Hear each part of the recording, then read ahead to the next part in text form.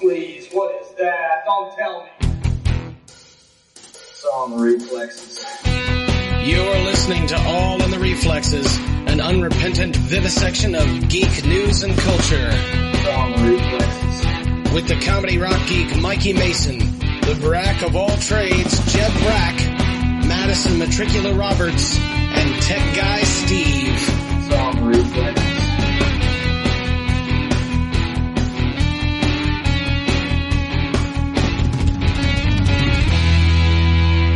I know, there's a problem with your face. Hello and welcome to All in the Reflexes. I'm Jeb Brack. I'm Madison Metricula Roberts. And this is Tech Guy Steve. And it is Inktober, at least for another couple of weeks, so I hope it's still Inktober when you're getting this. I have been following the official, quote-unquote, official prompts this year, written by Jake Parker, the guy who created it. And I have been pretty consistent. I'm featuring two characters, a wizard and his imp named Oddwall and Ibvius, and so they're doing whatever the prompt word is. So that's cute. If you are looking to take a look at that kind of a thing, you can see my entries on my Instagram. That's @WordsPicturesMagic. And if you are doing Inktober, I want to see yours too. Madison, what's going on with you? Well, I tried to do Inktober last year, and I made it about halfway through. But this year, I am swamped, and I'm focusing on other creative pursuits. But I adore seeing all of the fun Inktober images in my feeds. But in pop culture news, I started watching The Good Place.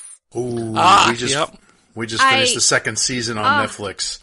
What a delight! So that's what my husband and I have been watching that together. So it is an incredibly smart and funny show.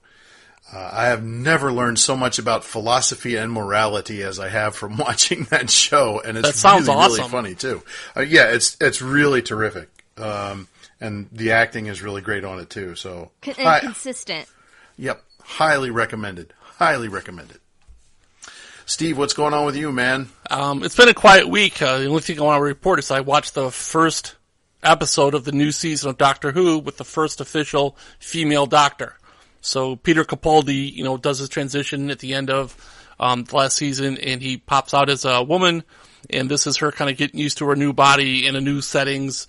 It's also a brand new showrunner, new writers, new everything, new companions, and it was pretty good. Excellent. It's not the best, new Doctor episode. Certainly nowhere near the worst. And from what I take it, the writing is actually better, in my opinion. The side characters have backgrounds, feel like real people, like three-dimensional characters. And I like that emphasis on them. So wacky stuff happens, but you actually care about the people in the story. Awesome. That's good to hear. Yeah, that's really good news. I hope it shuts up some of the negative fanboys out there. Yeah, I've heard some of it, but like the dyed-in-the-wool Whovians don't care. They want new, interesting content. Yeah, yep. Yeah, they're like, oh, you want to make more of this, and I can keep buying. I can buy a whole new set of products. Yes, a sonic screwdriver. Like a lot of the hardcore people are like, sweet, another one. And another costume for cosplayers. Fun. Yep. Excellent. Okay. Well, on that, why don't we start some news? Yes, please. And now for some more bad news. Ready? So in memoriam, we have Scott Wilson. He was an actor who played Herschel Green on the popular TV show Walking Dead. He died at the age of 76 of cancer.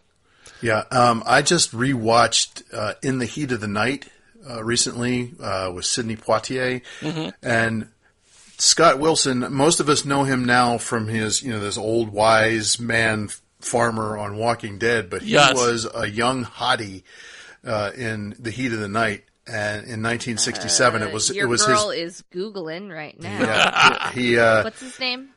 Scott Wilson, and he played he played the character Harvey Oberst in The Heat of the Night, and he is a young, lean, good-looking dude in that movie, and that was one of his big breaks. which is, when I saw him in Walking Dead, I was like, I recognize that guy, but I can't think from where. Well, it turns out he's been in a ton of stuff. Of stuff. Yeah, I see. In 1974's The Great Gatsby, he killed Robert Redford. That was his part, and he's been in a ton of stuff all over the place. And so I think that at Comic-Con, they had just kind of announced that he was going to be part of the season 9 cast, even though, as I recall it, his character was killed off and zombified ages ago. Yes. But I'm sure they do a lot of flashback stuff, so... maybe that's not possible now. Yeah, probably is not going to work out. I remember watching Talking Dead, the after show, when he was and he was bitter about it. He at least came off in the interview as being kind of upset, said he definitely had more story to tell with this character, and he felt it was an important part of the group dynamic, and a lot of those actors aren't happy that their characters removed from the show. Well, let us move on to other news, because Walking Dead heads it up. As we mentioned, this is the 9th season for AMC's Walking Dead, and looks like it's not going so hot. The ratings for the premiere episode were down by almost 50% of total viewers, and 50% in the big 18 to 49 demographic, compared to last year's premiere. And so now the show is back to the viewership levels when it was just building up in 2011. And this has actually impacted AMC's stock. Analysts are waving caution flags, and so AMC network stock closed down nearly 4% as of this taping. Now, this is on a day when Wall Street has been hammered in all, and not just Wall Street, but all the financial markets worldwide are really kind of taking a hit right now. So who knows if that's why, but Goldman Sachs has downgraded them to a neutral rating, and so we'll see where this goes. This is the undead series finally going to die? We'll see. I was going to say, some of the whispers online were that people are upset that their favorite characters are all gone now. Yeah. A lot of the fan favorites have been killed off, including the main guy, Rick. The actor decided he wanted to go home to England. He's been in America long enough. And why tune in if none of the people you want to watch are there? That's right. I mean, I gave up the season before they killed off Glenn. When Negan was just becoming a big villain, and I haven't looked at it since, so I don't even know who's dead. But by then, Scott Wilson's character was dead already. But that's what they do to kind of keep it edgy, is killing people off. So looks like they may have kind of shot themselves in the head on this one. It was kind of a brainless move. Oh no! What were you saying, Madison? Oh, I'm sorry. I was going to say, I just feel like people are tired of it, too. I mean, a lot of shows are going to have a shelf life if they're not, specifically designed to be soapy, where you're kind of used to the idea of, characters coming and going really frequently, right? Yeah. And this series has only 2 possible end games. I mean, one is that the humans die. All humans are dead. The world is over. And then the other possibility is they find a cure for zombieism, and mankind slowly starts clawing its way back. There's also the possibility of living with it. That was my wife's big complaint. She had basically given up before we even stopped watching, because she said it never seems to get better. Right. Every time you think that they've got a stable living condition, a source of food, they can protect themselves, then some terrible group of living humans shows up and makes things even worse. Right. And you never get the sense that they're actually progressing in a positive direction. Yeah. And that wears you down. It wears you down. It is. It's exhausting. And yeah, I think that a lot of the initial rabid fan base has kind of, turned away. You know what else wears you down? Wearing a large, heavy, fake genitalia swinging between your thighs.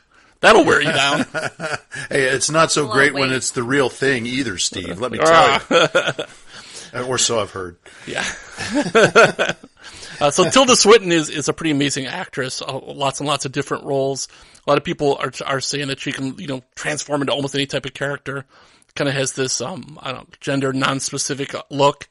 Chameleon. Yeah, chameleon. Yeah, right. Not to mention nationality non-specific as well. If we think of Doctor Strange, or yes, automatic casting. Right? So she's in an upcoming movie called Suspiria, which is a remake of a 1977 Italian horror movie, considered a horror classic. She stars alongside Dakota Johnson as a young dancer who enrolls at an all-female Berlin dance academy. That's actually turns out to be run by a coven of witches.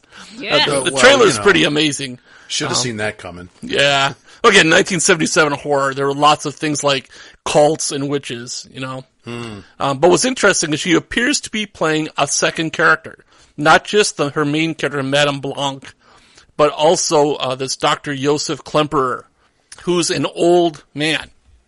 And so it's not being advertised, and when asked, they're being really kind of cagey, coy about it. Yeah, and they said that the makeup takes hours. She'll spend hours every day getting in and out of the makeup, and it is so convincing that the extras on set don't recognize her as Tilda Swinton.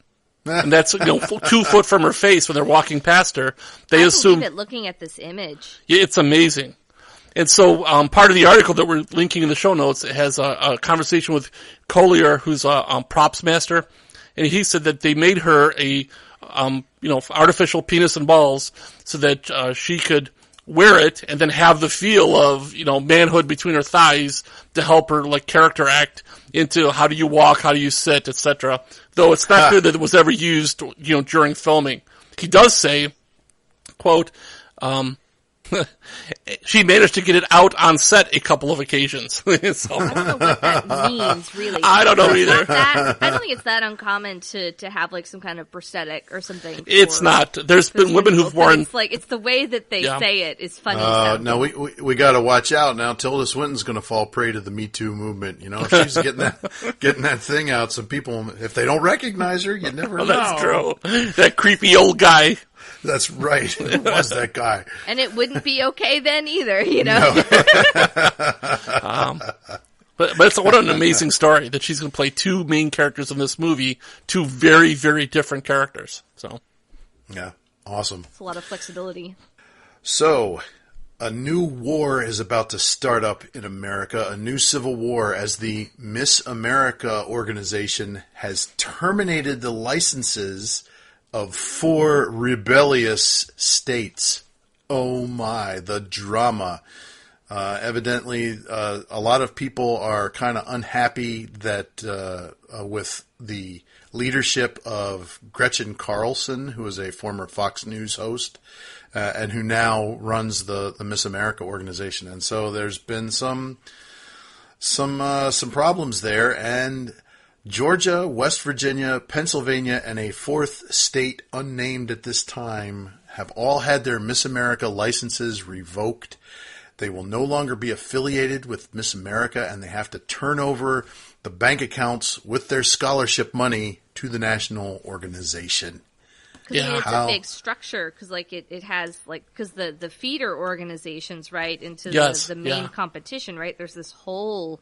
Yeah. My understanding is that each state has their own, so there's 50 state orgs and 1 national org that oversees them and does the licensing. Mm-hmm. And that's why they have the ability to cancel it.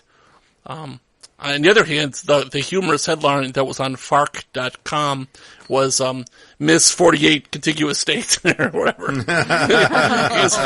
You can't really say you're Miss America if 4 states can't even participate. Miss America asterisk. Yeah.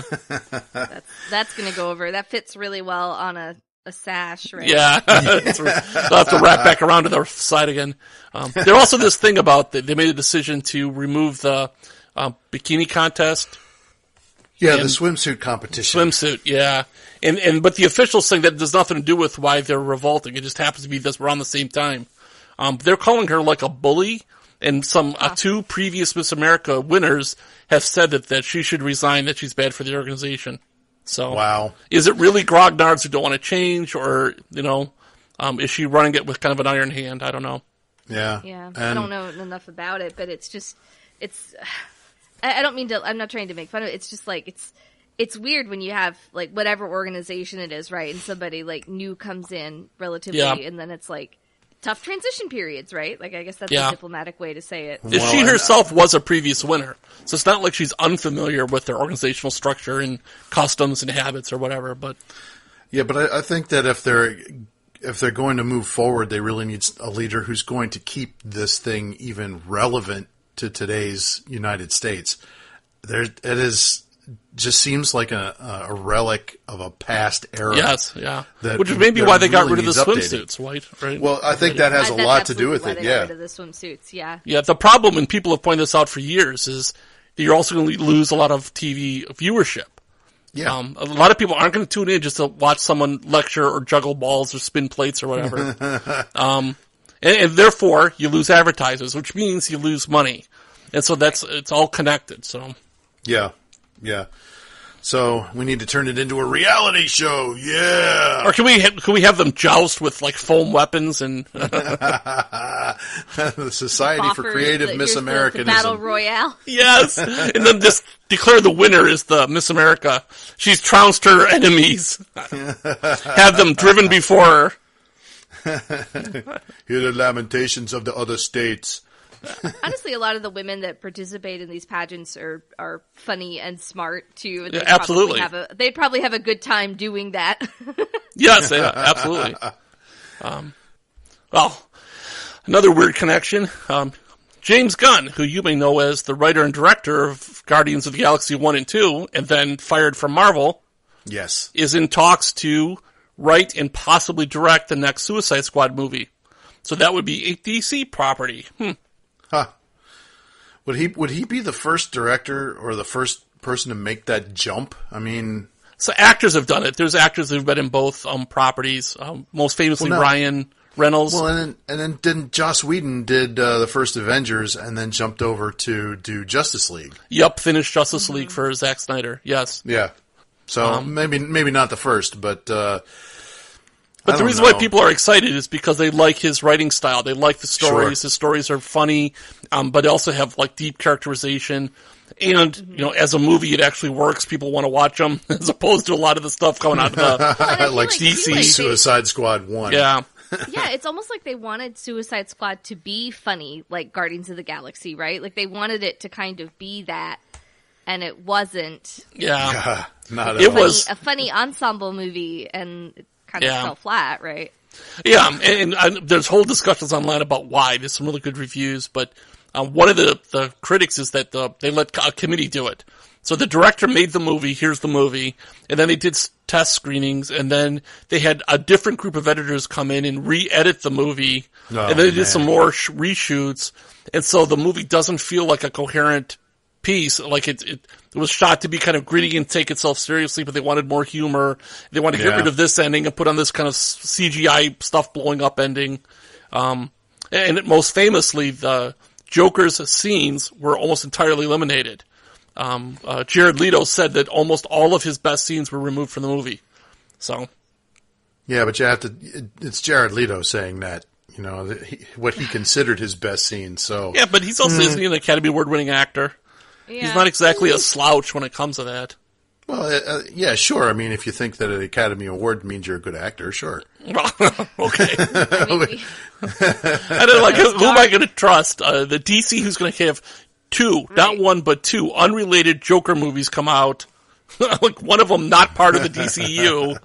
Like, that's right. Yeah, like for real. So, or this actor who, okay, whatever. Let's hope James Gunn can produce a really, really good Suicide Squad 2, kind of redeem that little, mini franchise. Yeah. Well, and also kind of redeem himself. Yeah, yeah, I mean, if you think any redemption is necessary, but I mean, But he's already was famous for being really good at writing and directing, so that's not the part he has to redeem. Yeah. True. Well, speaking of something that needs no redemption, but continues to pry adulation from my mouth, Stardew Valley, that farming game that I am absolutely obsessed with and keep updating you on in excruciating detail, is coming to mobile. it's being on October 24th. They are releasing the single-player content to iOS devices, and it's been ported for touchscreen controls.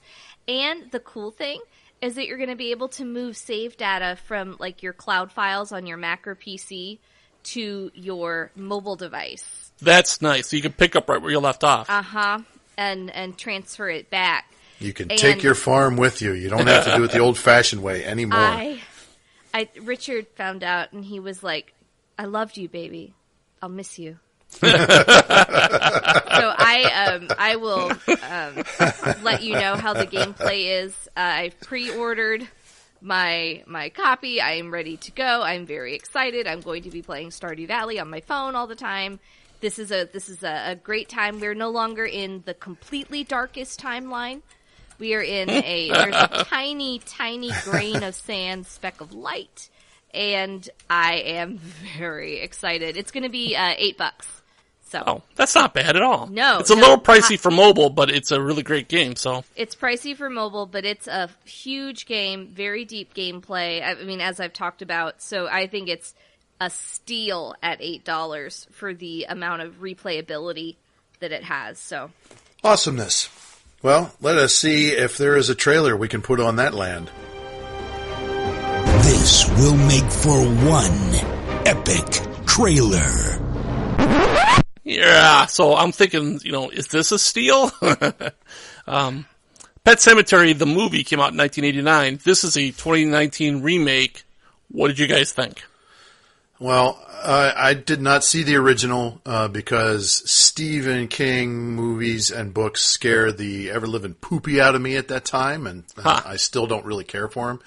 And so the trailer for this looked pretty serviceable to me, but I don't, and then definitely in comparison with the cheesiness of the 1989 version. Yeah. The effects and the creepiness. But at the same time, right at the beginning of the trailer, they do a jump scare with a semi-truck driving by really fast. I'm like, that's also wow. Foreshadowing. Yeah, well, sure. But I'm just like, wow, so they're doing a jump scare, a cheap-ass jump scare right at the beginning. I don't know. Mm-hmm. I don't know about that. But if you are a horror movie aficionado, I don't know. Do either of you guys like horror movies? And No. What's your take on it? Oh, I love them. It looks scary. Like well, there you go. There you go. You heard it from Madison. It did its job. It looks scary. Yeah. Steve, what about you? Are you interested? Yeah, I in do this love at all? horror movies. And I'm sure that the first one wouldn't hold up as well if I watched it now. Oh no, definitely not. But I remember at the time, probably watching it on TV, probably not at the theater. I don't remember if I saw it in the theater or not. But it was very affecting because, again, Stephen King is a good writer, and it's not just about the horror. It's about this. It starts with an enormous loss. I don't want to give anything away, but it's a tragedy. The family starts with a tragedy, and then you have to keep asking yourself, but if I was that father, what would I do? And then when the next thing happens, but then what would I do? Mm-hmm. And you can totally see how, kind of the road to hell is paved in good intentions. Yeah. It's literally coming because of his deep love of his family and trying his best to save them with everything he knows how, and not, and that's what, how do you fault him for that? And so that's what I think drives the story more than the fact that there's this unnatural thing happening that's this horror elements is, how would you protect yourself from having a completely broken heart and being willing to do whatever it took to save your family? Right. Sure. Yeah. Which just feels different than the slasher movies where, it's, teenagers had sex, they deserve to die or something. That's super cheesy. Definitely. Yeah. Definitely. It's got its own internal mythology, which Stephen King does really, really well. And he that's always what's has. so engaging and creepy about it, right? Is that's, I think, a great way to put it, an internal mythology. Yeah. That's consistent. And yeah, exactly. And he always has a grasp. Well, I don't know how it translates over into a 2019 movie, but one of the things I've always admired about Stephen King's writing is the way that he makes the people feel like they're real people. Yeah. In the way they talk and the way regular they act. people caught up in the unusual, extraordinary, the extraordinary circumstance. So if we'd like to hear if anybody goes to see Pet Sematary, you know, what you think of it. So I also want to throw out a couple of the actors. First, the 1989 one had Denise Crosby, who you may know from Star Trek: The Next Generation. Oh, of course. And Fred Gwynn. Herman Munster. Herman Munster, yeah. Oh Yeah. I went back and watched that trailer on YouTube, and I'm just like, holy cow, that's Herman Munster. Yeah. But not being goofy at all. I mean, being no, serious acting, very kind of creepy and foreboding. And in fact, his strange appearance kind of fed into that. Yeah. Like he's this like main old timer who knows all the old stories, has this very long face, and you kind of like are unsettled by it. Yeah, I would read the Wikipedia article summarizing it. Instead of watching it. Yeah. Are you sure you'll be able to sleep after reading Wikipedia? No, I'll be like, Richard, we need to leave the nightlight on. I just read a Wikipedia article that's really scary. I have scared myself with Wikipedia articles late at night. Yeah, that's about what I can handle. So I'm not laughing at you. I swear, no, because it's okay. I know exactly how you feel. Yes, I mean, I've read some true crime stuff, like something that actually happened, which turns your stomach. Again, just from the text description. Yeah, you're just unsettled. Yes, 100%. Yeah. No, I'm not self-conscious about it. It's just like, it's like straight up. Yeah, no, I wasn't either. You know, I mean, I'm a whole lot less affected by stuff like that now. I just don't really enjoy it, so I don't go seek it out either. Mm-hmm. No. So that was a movie yet to be. Jeb, is there anything you can tell us about a movie that once was? This is your review? Well, you're late. Well, I don't know if it once was, but this is from back in 2015. So this the hoary old days. Yeah, that's times right. were simpler. That's right. The halcyon days of 2015. Yeah. Anyway, so I don't know if either of you saw the movie Hardcore Henry. I saw it recently on cable. Yeah, me too. Or on streaming somewhere. I probably, that's it. Was home alone and paid a few bucks to stream it because my wife would never like it. But this is the first person shooter of action movies, where the camera point of view is entirely from the first person point of view of the hero, the main character Henry, the main character Henry, and it is a fairly short, tight action movie that was shot with GoPros, so that you are doing the stunts that this guy Henry is doing. The fights, the car chases, the falls, the climbs, the parachute jumps, all that kind of stuff. And it's really incredible to be in that, seeing that stuff happen, and knowing that guy really did that stuff.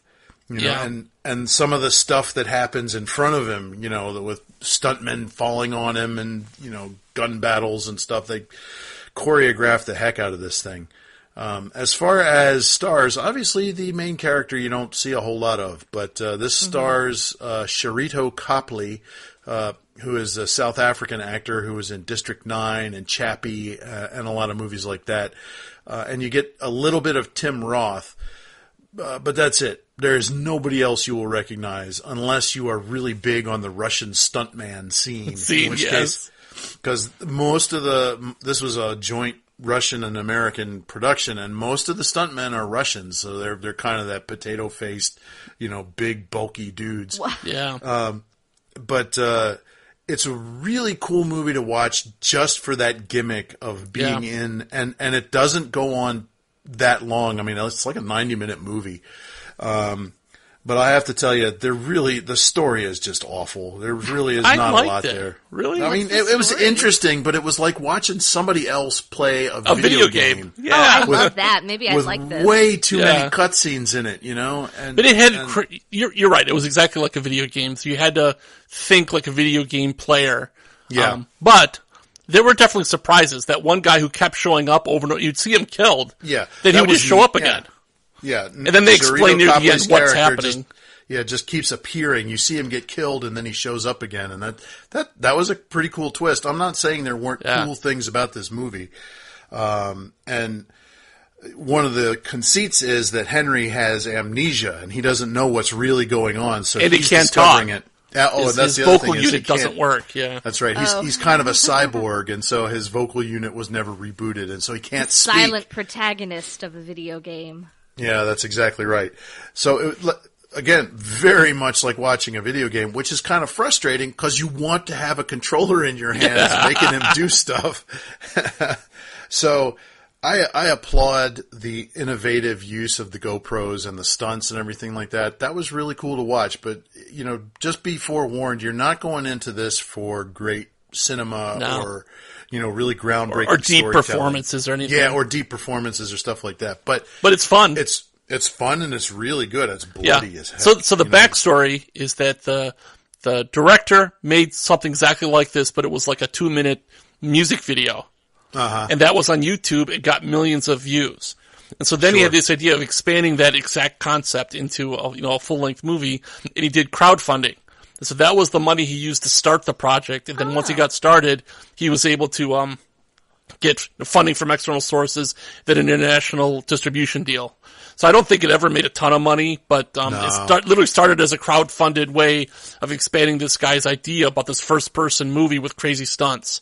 Yeah. And the main character was actually played by 3 different men because the rig they had to wear on their head was strained their neck, was exhausting, was heavy. Plus, you're doing all the So they would swap out these 3 men who were Henry for the movie, which doesn't matter because you never see their face. But. Right. So I recommend watching it if you're into action of any What kind. about the motion sickness? Some people complained it didn't bother me. Did that bother you at all? Well, I saw it on TV, so it did not really Probably bother me that much. Overwhelming. Yeah, if I had seen it in the theater, it might have been a problem. I mean, okay. Just like you, I watched it on TV. Immersive. Yeah, if it was more immersive, I think that might have been a problem. But no, it didn't really bother me. Like I said, I'm used to first-person shooter video games, so I kind of have that built into my my metabolism, so I can handle it. I'm tough. I can handle it. Excuse me. So, Madison, you've told us about a great game that's coming out. Do you have any budget bin games that are coming out that you want to tell us about? Big fun. Small price. I do. I have a free one. I have a free game called, it's either Hole.io or Holio. And it is a browser or phone app. It's free and it's by Voodoo Games. And it's kind of like reverse Katamari Damacy in that it's you control this black hole and you travel around this cityscape and you try to get people and objects to fall into your black hole. And as your hole is filled, your hole stretches and becomes wider. Okay, and then you can get bigger and bigger objects into your hole, and that's how you win. And it's kind of like Battle Royale style, like you have to race to get points against other players.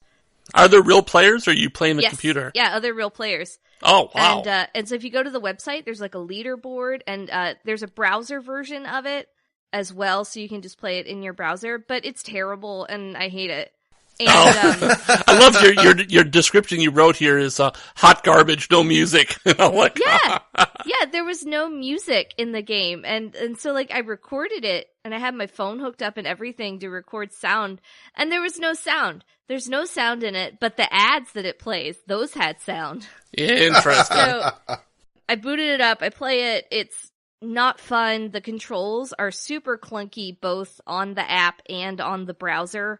But the reason I downloaded it was because I saw an ad for it on Instagram, in like one of those little video ads, and it looked like a pig, because you can get skins for your hole, and make your hole into a heart, or like, and they made their hole into a pig, and wherever the pig goes, it leaves a trail of, it's either mud or poop behind it, and I was just like, what the heck is this? So I downloaded it like months ago, and I finally like, I'll boot it up and do it. And it was just like, this is boring. There are so many better free clicker mobile games that I can painstakingly earn coins for to spend on in-game cosmetic items that I don't need this in my life. So that's Holio. My Voodoo Games, don't bother, even if you see an ad for it. So that makes me think I have another Instagram game, or a game that was advertised on Instagram that I also don't downloaded, that I'll have to try out for another one to see if we can find a good Instagram advertised game. So it's funny, like, so you're saying free is still too expensive. Yeah, like free is still, it costs my time. Yes, yes it does. And you're subjected to the ads in app. And, yeah. So you're paying. You are paying. Yeah, I'm paying with my attention, and it can't afford my attention, so. Holio goes down the Holio. Steve, you got any better anime than Holio? スティーブはとってもくだらない人でアニメを見るんです。What weird anime is Steve watching this week? I do, but Jeb, how would you pronounce that? Maoyu. Maoyu. Okay, good. So I have a link in the show notes. I cannot tell you how much I love this series. It was only 12 episodes, and I was deeply hurt that there wasn't any more. I loved it so much. I highly, strongly recommend it for everyone. Madison, I think you would particularly love it, but everyone would love it. I'm looking at this art, and I am very interested already. Yeah. So it starts with what looks like a typical fantasy scenario. There's a group of adventurers, and they're sent off by their king to stop this demon warlord. I don't know if they call it Demon King. And they're going to fight across the land to get there. And they're all very, very, very powerful. But the hero, whose name is Hero, spoilers, who's so powerful, he's almost like One Punch Man. Like, he's ridiculously powerful. Later on in the series, they call him a personal, hold on, what's that term? Singularity. Like this, the one example in a group that's so far off the scope that it would drag the whole average over. So anyways, so like an outlier kind of. Yeah, I mean, distant outlier. So he leaves the rest of his squad because he can run faster than them, and he teleports, and he has this amazing punch, whatever. And he goes straight for the Demon King. And he's just going to kill him and get done with it, and not put anybody else to risk. It turns out to be a very, very attractive young woman wearing horns. And he shows up and says, I'm going to kill you. And she's like, I know, I'd like you to help me instead. And he's like, wait, what? and it turns out she's actually a scholar. So there's a separate race of demons, separate from humans, but they seem very similar. They're not all evil, though some of them are. And she's a demon who is a scholar, and because of her years of studying, has figured out this kind of middle path to stop the war and bring humans and demons together. So apparently kingship is a temporary title. You go through the ceremony, you become the king, and then it passes to someone else later. So she voluntarily became the Demon King in order to enact her plan with the help of Hero. And so first she has to convince him, which she does, so right there, they've turned the whole trope upside down. So she's not the enemy, she's not a giant monster, she's a cute girl, but she's also not kind of like, I'm here for you to save me. It's not. It's like, I have this plan, I need your help. And then her plan is so amazing. It's like actually good. It's beyond amazing. He is by far the best fighter in the entire world by orders of magnitude. And it is completely irrelevant to the plan. Because you can't get to where she wants to go by fighting or killing. And so for the majority of the series, they never even show him fight. He goes off and does that while she's doing the actual work. And then he comes back later to tell her about it. So most of the battles are unimportant and are off screen. And the actual work has to do with, and I'm not making this up, teaching people how to do crop rotation correctly so they can increase the yield of their fields. Agriculture show. She introduces the potato so they have a long-lasting crop that they can. Oh my yes. gosh. And then later on in the series, she gets help from this like a guild of merchants, etc. And they begin, and again, I'm not making this up, currency manipulation. Currency manipulation and artificial, call that inflation. by the introduction of futures contracts. That's brilliant. That's what I'm telling you. And yet it's all done with this fantasy setting, this medieval fantasy setting with demons and warlords and heroes and magic and a wizard. And you're like, I can't believe they just talked about futures contracts. And then the very next episode, by using futures contracts, he's able to manipulate currency and increase inflation, which makes the king overproduce money, which devalues the money. And I'm just like, holy crap, is this brilliant? Oh, go ahead. I'm sorry. I was just going to say, I cannot recommend this show enough. It was an absolute joy to watch as an adult. I don't know if a 12-year-old Steve would have been nearly as interested, but 48-year-old Steve is like, this is where it's at. I wish there were more series just like this. Awesome. What I really wish is that a tabletop role-playing game could be played out like this, where punching people doesn't help. That's not the part that actually matters, you know? Yeah. I was going to say, have you seen the anime Spice and Wolf? Yes. Which had a lot of... But again, it was only like 12 episodes, and it was years ago. Yeah. But you're right, he teaches her all about the merchant and making money and a profit and negotiating. And I'm really into seeing more stuff kind of in a related vein, because it was just great. Yes. Again, if you want to see strong female characters in an anime, this is the one. And they're not strong because they're just, kick butt. The one of them definitely does. But the one that kicks the butt is also the order of a group of nuns, and they have to split off from the main church. They have their own version of the Protestant, break. It's so brilliant. I'm like, I really, please go watch Maoyu.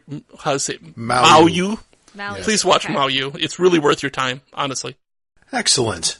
That is the first review that has actually made me really want to watch the series. So, good recommendation there.